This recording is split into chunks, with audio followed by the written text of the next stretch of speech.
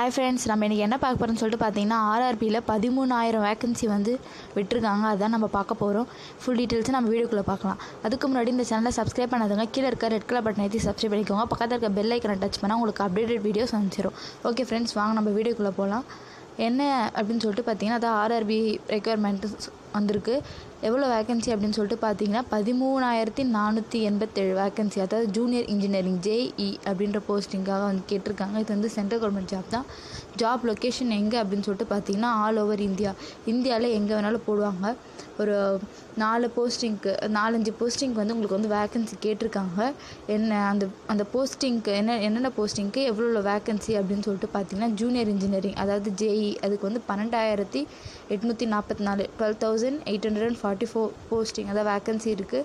Next junior engineering information டெக்னாலஜிக்கு வந்து 29 post and depot மெட்டீரியலுக்கு வந்து 227 post and chemical and metallurgical assistant அதுக்கு வந்து எவ்வளோ போஸ்ட்னு பார்த்தீங்கன்னா 387 போஸ்ட். டோட்டலாக வந்து 13,487 13,487 வேக்கன்சி வந்து கேட்டிருக்காங்க.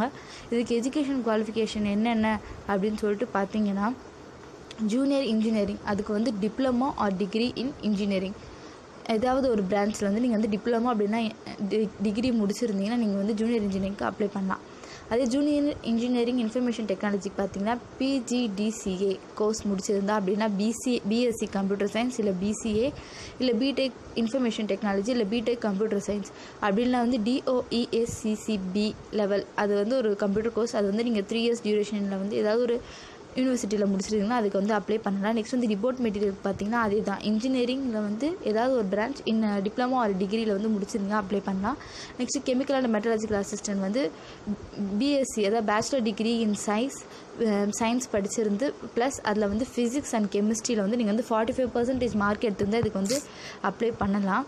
நெக்ஸ்ட்டு பார்த்தீங்கன்னா உங்களுக்கு வந்து ஏஜ் லிமிட் என்ன அப்படின்னு சொல்லிட்டு பார்த்தீங்கன்னா 18 to 33 இதுக்குள்ளே இருக்க வந்து நீங்கள் வந்து அப்ளை பண்ணலாம். ஒரு கேஸ்ட்டுக்கும் ஒரு வந்து upper age limit and lower age limit கொடுத்துருக்காங்க, அதுவும் வந்து பார்த்துக்கோங்க. நெக்ஸ்ட்டு சேல்ரி பே எவ்வளோ அப்படின்னு சொல்லிட்டு பார்த்தீங்கன்னா எல்லாத்துக்குமே வந்து சேம் தான். 35,400 அதாவது 35,400 எல்லா போஸ்டிங்குமே junior engineering information technology depot material chemical and metallurgical assistant எல்லாத்துக்குமே வந்து உங்களுக்கு வந்து இதுதான் வந்து இனிஷியல் பேமெண்ட்.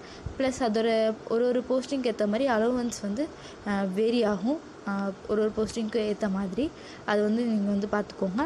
நெக்ஸ்ட் வந்து செலெக்ஷன் ப்ரொசீஜர் என்ன அப்படின்னு சொல்லிட்டு பார்த்தீங்கன்னா CBT அதாவது கம்ப்யூட்டர் பேஸ்டு எக்ஸாமினேஷன் அது வந்து லெவல் 1 லெவல் 2 அதாவது ஸ்டேஜ் 2 வந்து என்னென்னு பார்த்தீங்கன்னா document verification and medical examination இது 2 தான் வந்து உங்களுக்கு வந்து செலெக்ஷன் ப்ரொசீஜர்.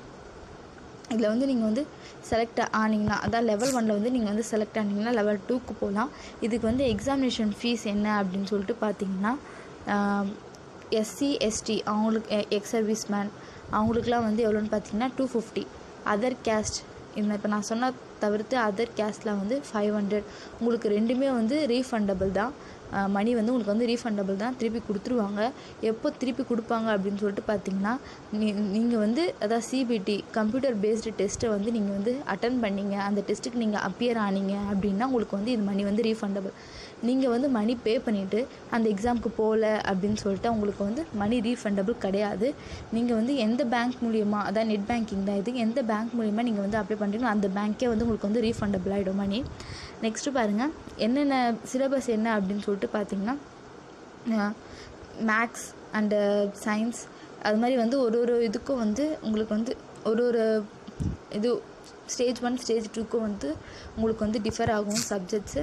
ஸ்டேஜ் 1 என்னென்னு பார்த்தீங்கன்னா மேக்ஸ், அப்புறமா general intelligence and reasoning and general awareness, general science வந்து நீங்கள் 6th to 10th வரைக்கும் CBSE சிலபஸ் படிச்சிங்கன்னா உங்களுக்கு வந்து அதுவே கவர் ஆகிடும். டோட்டல் மார்க்ஸ் எவ்வளோ அப்படின்னு சொல்லிட்டு பார்த்தீங்கன்னா 100 மார்க்ஸு. ஒரு மார்க்கும் வந்து உங்களுக்கு வந்து அதாவது ஒரு கொஷினுக்கு வந்து உங்களுக்கு வந்து 1 மார்க் வந்து கேரி ஆகும். ஸ்டேஜ் அதாவது லெவல் 1 ஸ்டேஜ் 1 வந்து நீங்கள் எவ்வளோ பர்சன்டேஜ் எடுத்திங்கன்னா ஸ்டேஜ் 2க்கு போகலாம் அப்படின்னு சொல்லிட்டு பார்த்தீங்கன்னா UR அதாவது அன்ரிசர்வ் அவங்க வந்து 45% மார்க் எடுத்திங்கன்னா நீங்கள் வந்து ஸ்டேஜ் 2க்கு வந்து போகலாம். 40% மார்க் எடுத்திங்கன்னா ஸ்டேஜ் 2க்கு வந்து நீங்கள் வந்து அப்பியர் ஆகலாம். OBCக்கு வந்து 30%, அப்புறமா வந்து SCக்கு வந்து 30% அண்ட் STக்கு வந்து 25% வந்து நீங்கள் வந்து மார்க் எடுத்திங்கன்னா ஸ்டேஜ் 2க்கு வந்து நீங்கள் வந்து போகலாம். ஸ்டேஜ் 2னா டாக்குமெண்ட் வெரிஃபிகேஷன் அதெல்லாம் வந்து வரும். ஸ்டேஜ் 2க்கு வந்து நீங்கள் போகலாம். நெக்ஸ்ட் வந்து இது அப்ளை பண்ணுறதுக்கு லாஸ்ட் டேட் என்றைக்குன்னு பார்த்தீங்கன்னா 5/7 அதாவது 7/2/2019 அன்றைக்கி தான் வந்து லாஸ்ட் டேட் நீங்கள் வந்து இதுக்கு வந்து அப்ளை பண்ணுறதுக்கு. இது வந்து ஒரு ஆன்லைன் அப்ளிகேஷன் மோடு தான். நீங்கள் வந்து போஸ்ட் ஆஃபீஸ் மூலியமாகவும் நீங்கள் வந்து அனுப்பலாம், மணி அனுப்பலாம். அண்டு எஸ்பிஐ பேங்க் மூலியமாகவும் நீங்கள் வந்து அனுப்பலாம்.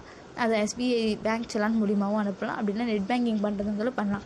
நீங்கள் எப்படி பண்ணாலும் உங்களுக்கு வந்து சிபிடியில் வந்து நீங்கள் வந்து அதாவது கம்ப்யூட்டர் பேஸ்ட் டெஸ்ட்டில் வந்து நீங்கள் வந்து அப்பியர் ஆனீங்கன்னா உங்களோட மணி வந்து உங்களுக்கு வந்து ரீஃபண்டபிள் ஆகிடும். இந்த வீடியோ உங்களுக்கு பிடிச்சிருந்தால் லைக் பண்ணுங்கள், ஷேர் பண்ணுங்கள், சப்ஸ்கிரைப் பண்ணுங்கள். தேங்க்யூ ஃபார் வாட்சிங் ஃப்ரெண்ட்ஸ்.